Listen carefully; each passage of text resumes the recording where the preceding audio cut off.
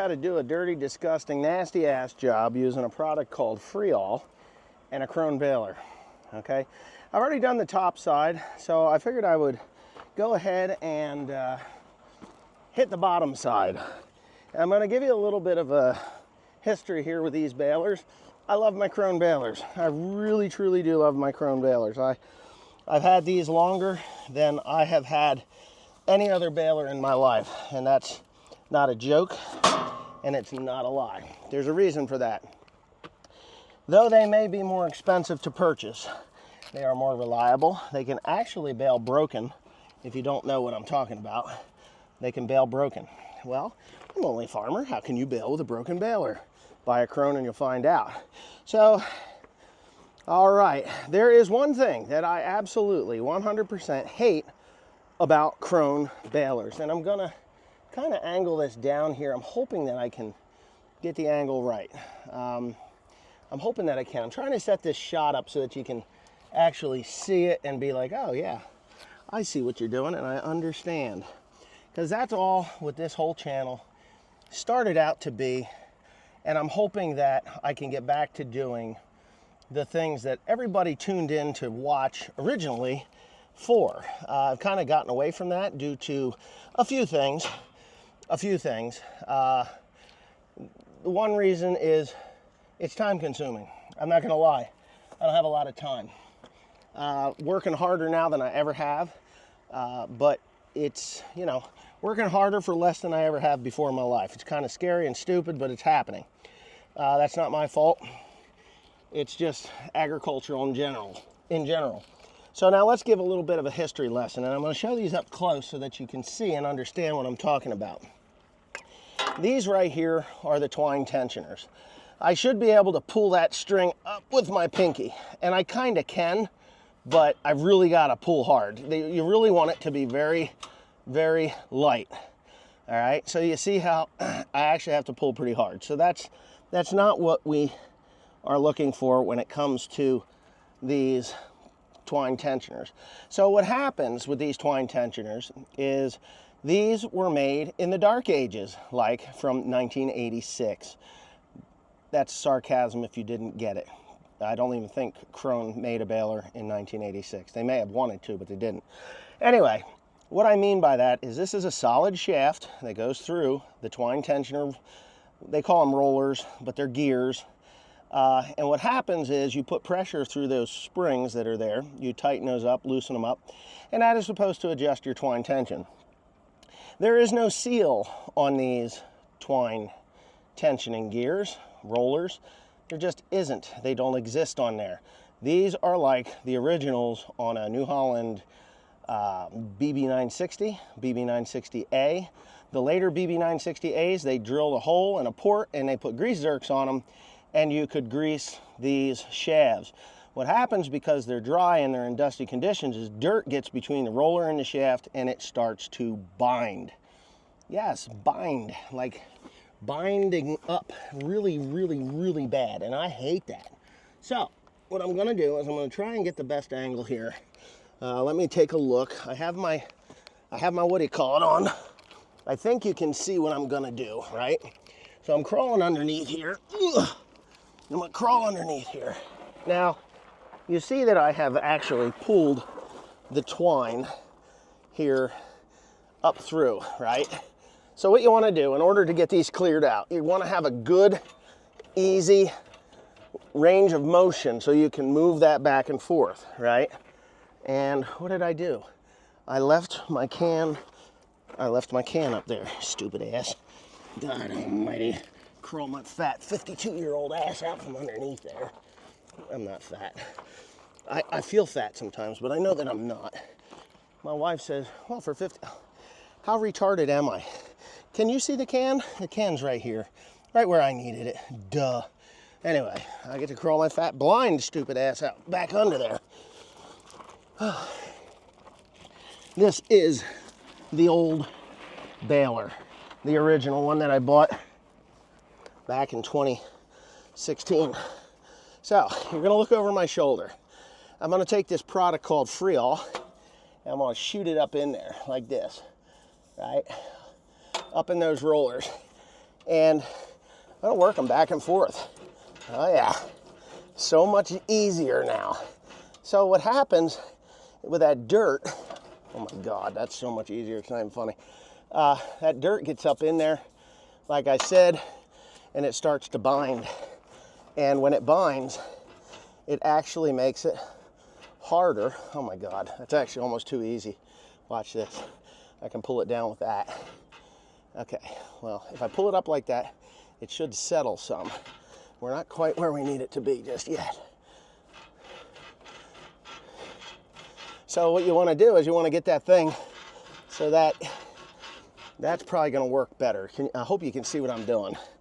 So you work this thing back and forth, and you'll see all the dirt, the grime, the rust, the shit that has worked its way into that shaft and between the roller and the shaft. And what that is doing is causing it to bind like really bad. Like really, really bad. You don't want to bind, because if it binds, it will make the tail on, this one's actually not as bad as that one. The tail on the knot, the second knot, not the first one. The first one always seems to tie. It's always a second knot. So it's the first knot on the second bale. And they break, right? Or maybe it is the first knot that it makes, the last knot on every bale. I don't remember. Anyway, you can see now that that thing is actually rolling very nicely. If you have what I call a phantom knotter problem, like something that you can just flat out cannot figure out, chances are it's this. It's twine tension. Your twine tensioners are not running freely. I'm not happy with that one just yet, to be honest with you. You really should be able to just pull this twine up. Oh shit, I'm gonna be out of juice before I get there. I grabbed the wrong can, I guess.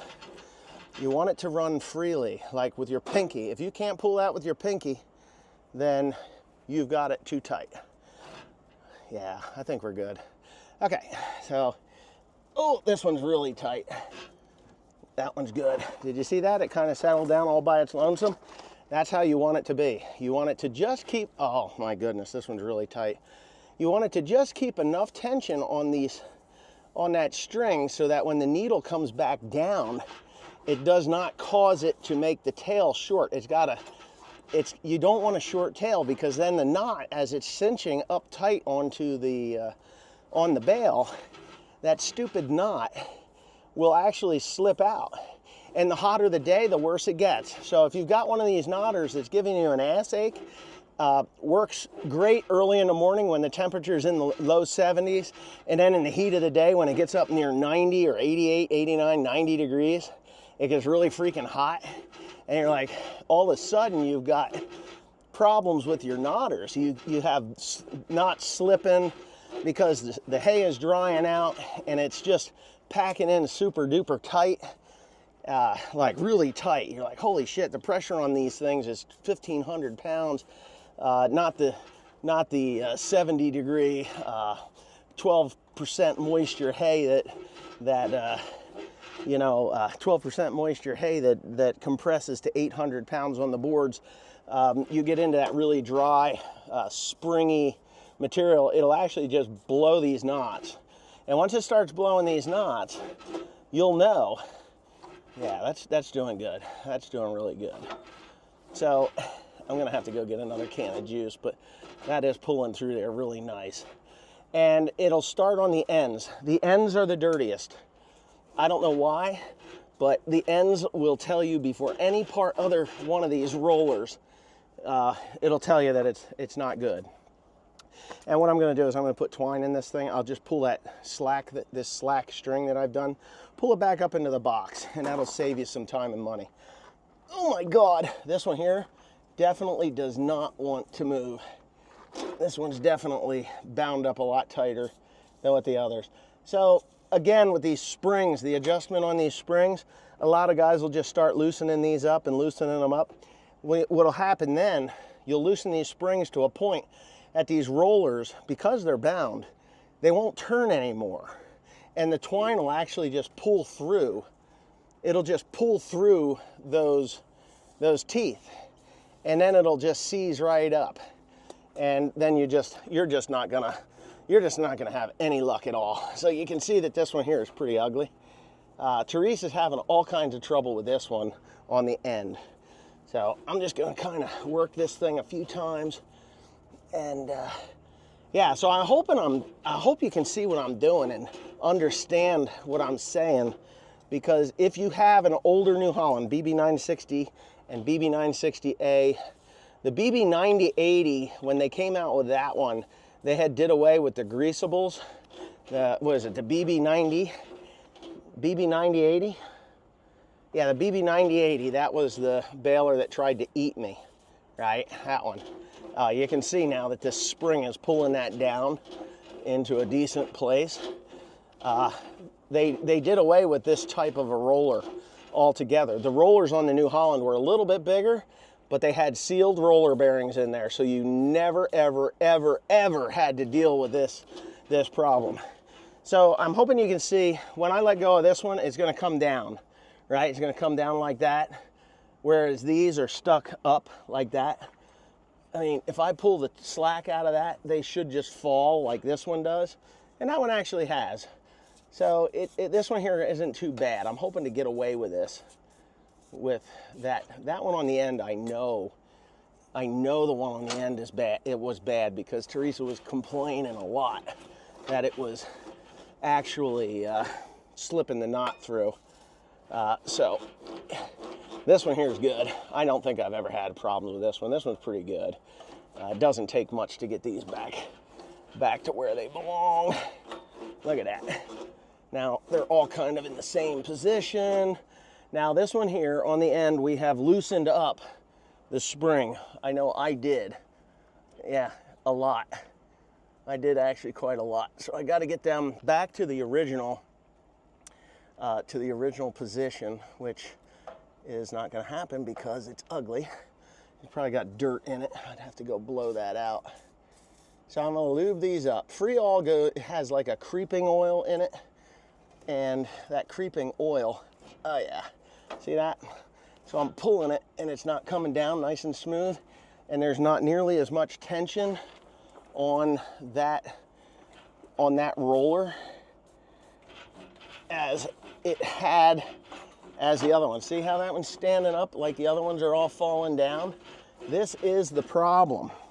So if you got phantom knotter problems and you've been up there, you've changed the knives, you've adjusted everything that you know to adjust. The bill hook is, you've fucked up big time, and you've tightened up the bill hook cam follower, and now it's really screwing up. Like it's putting flat spots in the balls on your bill and the rollers on your bill hook, because that's what happens when you do that bit of nonsense. Oh yeah, we're good now. Look at that. Look at that. So yeah, we're good now.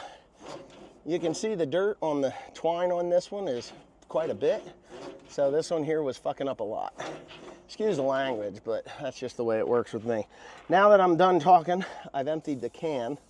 Obviously the can's empty. I'll take that over to the dumpster in a second. Let me get out from underneath here and I'll show you how to pull the twine back. Try to get some educational videos. Some people just want to see me walk through soybean fields. Some people want to see me walk through hay fields.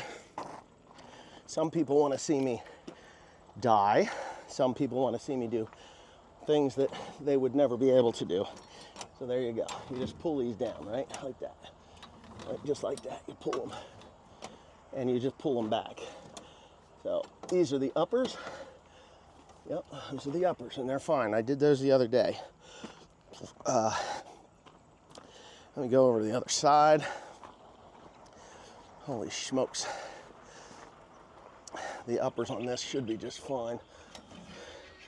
Oh yeah, pull that, pull that, pull that, right?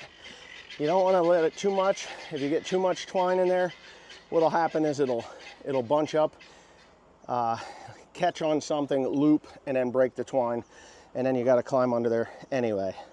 So yeah, let me do this before I forget.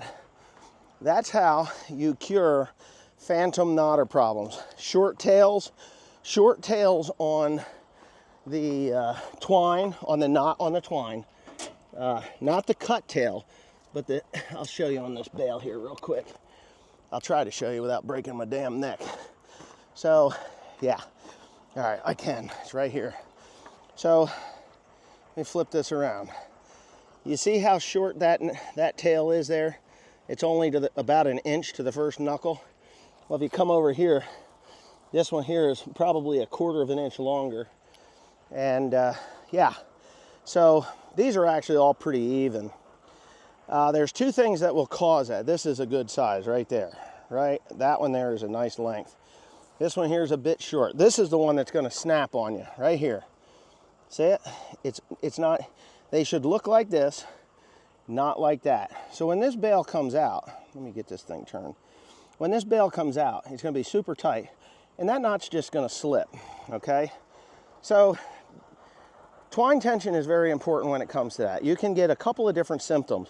One is it'll stick to the bill hook.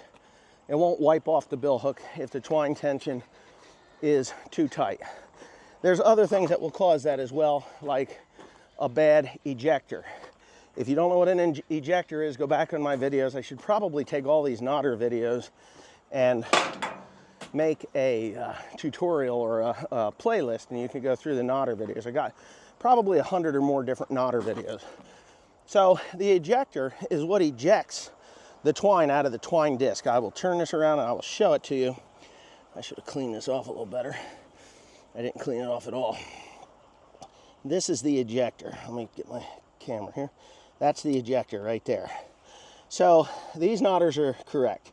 You have the ejector, you have the keeper, you have the leaf springs that put the pressure on the keeper. If you have short knots like that as well, and you can't get those under control, and I can tell you right here, right now, this is the problem with this baler. I'm going to show you. You ready for this? All right. I'm going to show you what it should look like as a starting point. These are the leaf springs right here. Right there. Those are the leaf springs. This is the knotter frame. There should be about 1/8 of an inch gap between those, that knotter frame and those leaf springs, if I can get that. See that? This is the knot that's got the problem. See the difference? You see the difference? Someone, in their infinite wisdom, has taken the wrench, 17 millimeter, loosened that nut up, and cranked that twine disc tight against the frame. So when this thing is making a knot, right? When it's making a knot, the twine actually needs to slip a little through the twine discs, just a little, like 1/4 inch, 1/2 inch. It can slip as it's turning. With those keepers or those leaf springs in there tightened all the way down, that twine can't slip. So it is not slipping at all, lengthening the tail on, and it is this one right here. Let me flip it around so you guys believe what I'm saying. It's right there. It's this knotter frame. That's the one that's too tight. And I'm going to come back here and I'm going to show you. Maybe I can show it here. No, I can't show it there. It's on the inside. I'll just have to climb back up here. I'm getting up the left side of the baler, this knotter, climbing up, because there's always going to be somebody that says I'm being wrong. See how tight that knot is? More than anything, and I just discovered the problem, more than anything, it's those leaf springs on those twine keepers. They should look like this and even a little bit longer. I'm actually going to go and I'm going to loosen that one up, and I'm going to loosen all the other 5 up as well to get a longer length of twine. If you have thicker twine, like the 650, 750 pound knot strength twine, you have to loosen those up before you ever start to bale, because more twine in the disc, tighter grip, no slip, short tails on the knot, and they slip through. So that's what you got. Let me get my wrench. God, that tractor is noisy. It needs a regular diesel muffler on it. I thought I heard a truck come in here. I don't know, but I thought I heard one come in. So I've got an 18 millimeter and an 11/16. I can't remember. I think it's a 17 mil. My tool truck is not here, so I can't go raid the 17 millimeter wrenches because somebody's raided them out of my toolbox. So let me flip you all around here, and I'm gonna try and get a good bead on this thing. I know this is a really awesome camera. I'm just gonna say that. All right, can you see my finger? Yeah, let me get you set up there. There it is. Okay, let's try the 18 mil. Nope, it's the 17 mil, but the 11/16 will work. Okay, so this is what Daddy Badass has to do, right? I gotta make this look kind of like the others, but not really. I'm actually going to loosen it up just a bit more than that. I'm thinking 1/8 of an inch. So that's what I did. I'm thinking this is gonna fix it. Let's see, I can tell by that. You know what? I'm actually gonna loosen it up just to see here more. So if you get these things correct, you can really, and I mean really, put some pressure to these bales if they're working correctly, right? And different twines, don't get me wrong here. This is not a fix-all for every type of baling twine. It's not. Let me turn you around here. I got sweat dripping everywhere. Yeah, so you can see the sweat dripping. Different twines have different makeups, right? And if that twine is a real grippy twine, this is Titan. No, this is Titan. Tyrite is garbage. Don't ever buy that stuff. Oh yeah, Tyrite is garbage. You don't want that. And I'm telling you again, right here, this one here is probably pretty close to being what the other ones were. I know she's not having problems with that. So, all right. Now,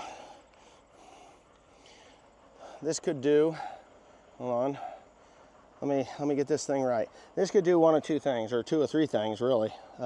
Anytime you make an adjustment, you want to do it in small adjustments. If you do too big of an adjustment on something, you don't know if you corrected it and overcorrected it. So you have to do small adjustments. I start at a base, like with these springs, I'll show you. They should all look about the same. That's the gap, right? That's the gap. The gap. They're all about the same. I'm gonna make sure that I haven't done anything silly, like forgot to tighten those jam nuts. This one here is not gapped quite where I think it should be. It should be just a little bit more. I say a little bit, I mean a little bit. Why in the hell this camera's a pain in the ass that way? It likes to settle to the north. So I've got the gaps all about the same. That was hard over against the frame. This one here is still, yeah, I'm still thinking that this one here is a little bit. Now the one thing that if you do decide to adjust, if you feel that your cam follower or your bill hook cam follower is not where it belongs, these things should barely move. You should be able to move them by hand, but not by much. If you turn this nut to put tension on that thing, on the bill hook, the tongue, 1/6 of a turn.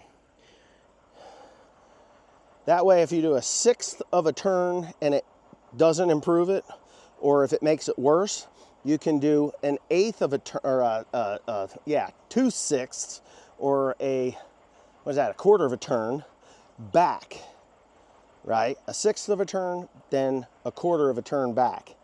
That will more than likely tell you where your problem is, whether that thing is loose. If a flat spot happens on one of those bill hook tongues on the roller, they were too tight to begin with. Tightening them up will only compound the problem, because that roller, if it starts to roll, then it's going to get real wide and then narrow, and you'll start piercing twine. The best thing you can do is spend the $80 on the new tongue, knock it out, put the new one in, and then set it so that it's just touching it. Just touching it. It has to have a little bit of tension. There is a pound. I know it by feel, so it's not. I know it by feel, so I can't really say, oh yeah, it's 3 pound to pull. to lift it off of the thing. I can't tell you that, but all I can tell you is that when you've done it as long as I have, you can make that adjustment on there. Only do it in 1/6 of a turn. If you have over tightened it, back it all the way off. Get it so it touches it, and then a 1/2 a turn. That's a good start. Then if it works, you can back it off a 1/6 of a turn, and then you're probably set correctly. Probably set correctly. I say probably. I'm not going to say that you are, because every knodder is different. So hopefully, beyond hope, you saw this video. I solved some of your problems, and this noisy 720 that we're going to go bale hay with, because I need to bale. I need to make idiot blocks for the neighbor over here. I farm his property, and he is out of hay, and he's like, hey man, I need some hay, man. So we're gonna go ahead and bale some hay for him. We'll use the 720. Hopefully it all works and life will be good. Tim's got to get back here, and then we'll do that. I'm gonna go ahead and put twine in the baler. You've seen me do that 1,000 times. I might make another video, but it's not gonna be on this one. So thanks for watching. Please give me a thumbs up. It helps. Rate it. That's comment, rate, and subscribe. Please leave a comment, good, bad, or indifferent. It doesn't matter. It helps the channel either way. If you don't like me, tell me you don't like me, and I'll block you. It's that easy, which I don't do. I never block anybody unless they say something stupid. And you'll know when you're saying something stupid, because I will tell you you're saying something stupid, because I don't care if I get kicked off of YouTube or not. I've been on here for 15 years, buddy. And, you know, we all got to retire at some point. But anyway, again, thanks for being here. Give it a thumbs up. Give it a comment, and yeah, share it. If you've got somebody that you know loves knotters, just absolutely loves knotters, share it with that person, and hopefully it helps them out. Have a nice day.